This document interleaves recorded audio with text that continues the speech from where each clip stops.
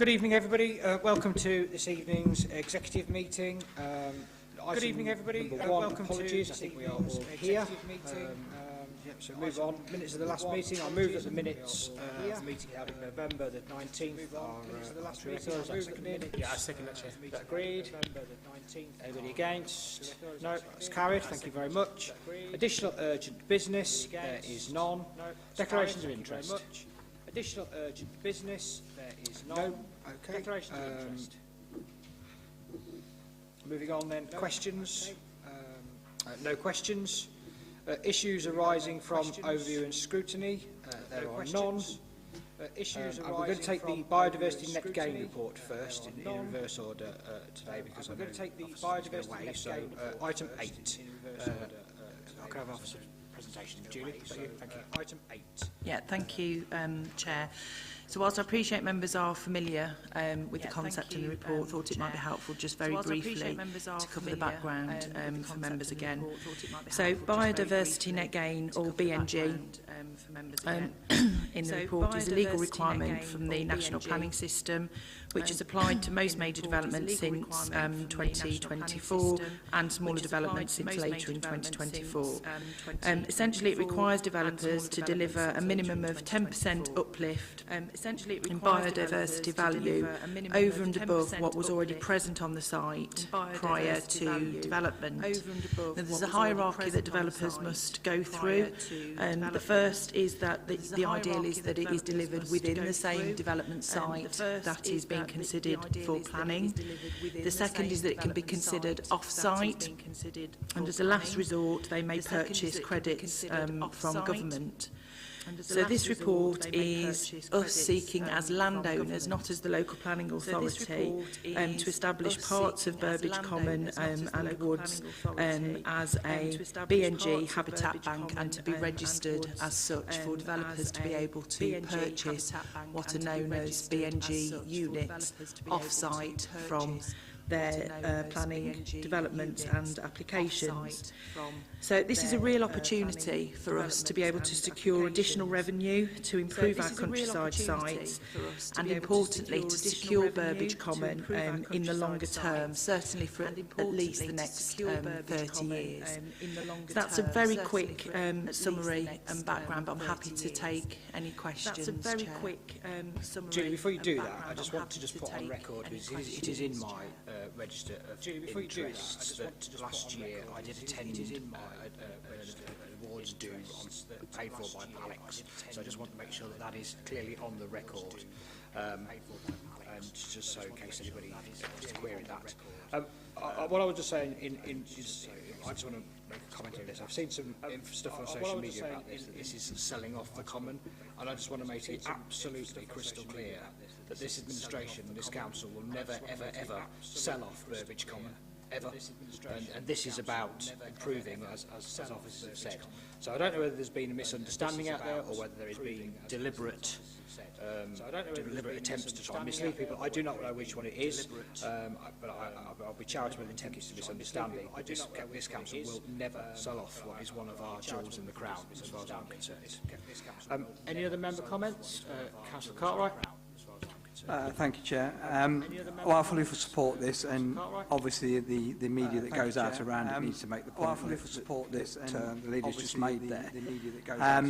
I've just got a legal technical question in terms of any agreements that are signed now prior to legislation change. I hope that they're enforceable for the 30 years rather than, because we all know what's coming down the line, changes to the planning reform might actually change the structure of that. Changes to the planning reform. I haven't got a crystal ball and I don't know what it's going to say, but the fear I've got, and the one I'm trying to cover off really is, if a legal agreement was signed, let's say tomorrow, because this is in place for 30 years, can they come back with a viability reassessment if legislation changes, which it possibly could do in the not near to distant future. Just trying to cover that one off, but fully support it and happy to move it, Chair, on that basis. But just a little concerned that there might be a viability issue somewhere down the line and it gets diluted to what we anticipated in the first place, which would be a travesty, of course. Sorry, I should have gone to Linda first. It's her portfolio. Linda, do you want to come in now? Thank you. Sorry, Thank I you, should have Chair. gone to Linda Yeah, first. and I welcome this report, and it talks about here the four main habitat types for potential for enhancement on the common. I went out on the common with a couple of the officers the other day, and they showed us what we can do, how we can actually enhance the common, make it better for the environment and the species that we have there.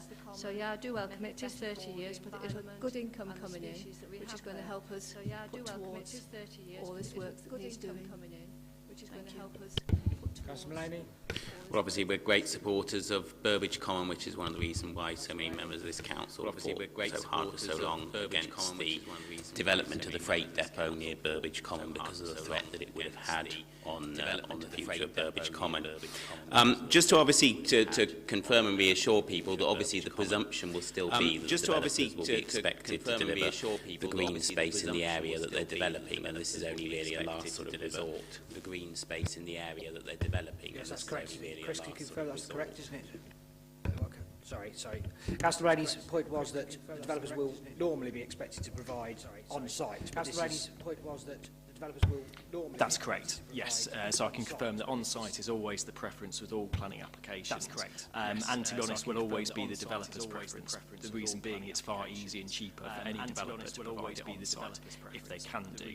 The issue is, depending on what the development type is and where that development is and what their baseline habitat is, may then require additional units that they can't meet on-site to meet their 10%. So in certain applications they might be able to make or meet, a percentage on site less than 10%, and then they effectively have to top that up through off-site, whether that's off-site through purchasing land or land within their control elsewhere, or through the scheme of buying credits through a habitat bank. Thank you. Thank you very much, Chair. And this is just a point of clarification again, I guess, because of the noise around this and the concern around this. That developers may potentially, especially housing developers, would use this to put an extra 2 or 3 houses on a development. And I just want to, for me personally, I think that's a no-starter. We know we push back and say that, but Chris, that isn't the case at all, is it? They would never be able to wiggle out of it and put 3 extra houses on and get rid of the playground, for example. They would never be able to wiggle out of it and put 3 extra That's right. So effectively, any on-site B&G is secured for 30 years, and that's the same then with off-site or whether it's purchasing units for a habitat bank. That fee will be dependent on the 30-year rule as well. So no, it's not a case of chopping and changing where B&G is delivered. And in the other thing it helps from a planning point of view is it means developers are less likely to want to remove existing habitat from the existing site. So they will design around existing habitat. So developers are going to be very reluctant to remove hedgerows from their sites. They're going to be very reluctant to remove trees from their sites because that's additional cost and compensation that they're then going to find either on their site or off-site. So it means that we're going to find a lot more, as we are finding with applications that come to planning committee, they're keeping a lot more features on the site that potentially in the past they may have thought, oh, I'll tell you what, we can remove or chop and change. So that's not happening anymore. It's just too expensive and too much hassle for them to do so. So that's not happening anymore. Thank you. Any further comments? So the item has been moved. I'll take it Councillor Hodgkins moved it because it is her report. Councillor Cartwright seconded. Those grade. That is carried. Thank you very much. I'll move back to item 7. Is that you again, Julie? Carried. Thank you very much. Just taking that back to item 7. Collection policy. Yeah, thank you, Chair. Obviously, members have been consulted on this policy previously in terms of receptacles and waste collection. I think it's self-explanatory within the report, but I'm happy to take any questions, Chair. I think it's self-explanatory within the report, but I'm happy to take any questions. Are there any comments again, Linda? Your report. Thank you. This has been. Obviously, the main thing coming into this is the government's statutory requirement for us to do food waste. So that is being rolled out, and the bins will be going out shortly. This is making a lot of work for the guys and employing more staff. I do like the bit in here, if people actually want to change their big bin for a smaller bin, that's going to help with the environment. So we do have some environmental assistance going on in here to help people out with this, because we find once the food waste gets going, hopefully there won't be so much going in the big bin, and make a bit more space in their back gardens for hopefully there won't be so much going in the but no, welcome the report, and it's just self-explanatory as it's been said. Thank you. Welcome the report. It's just self-explanatory. Thank you, Linda. Is that seconded? Thank you. I'll second that, Chair. Yeah, I think you're right to point it out. I think, look, I've got a number of concerns about these changes to food waste. I think it is, in theory, I think it's a very good policy that we're encouraging people to recycle and reuse compost food waste. But the problem with it is, of course, is that two things. Number one is the government's funding. They gave us the capital funding to purchase the bins and things and everything else. The government's much more woolly about what funding we're going to get to actually run the service. And clearly, there's always going to take some time with these things bedding in, and people don't want extra bins and everything else. And I've got concerns about that. But it is national legislation, as has been said. We are forced to do it, and hopefully, I'm sure we'll make it work as best we can. Any further comments? So it's been moved, seconded. Those in favour? Any further comments? Again, is unanimous. Thank you very much. There is no other items of business. That is it. Thank you very much. Cheers. Items of business. That is it. Thank you very much. Cheers.